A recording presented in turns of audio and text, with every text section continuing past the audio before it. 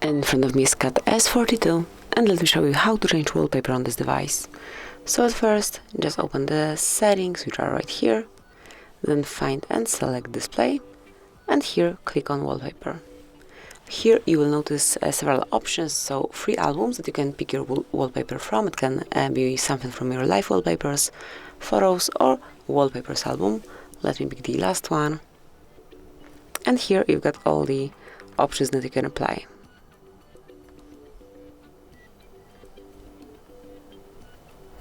Then just click on the one that you like the most, maybe this one, and click on Set Wallpaper.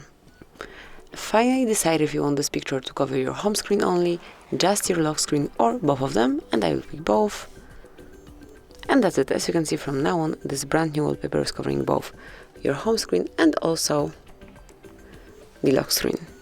And this is it. That will be all. Thank you for watching. Please subscribe our channel and leave the thumbs up.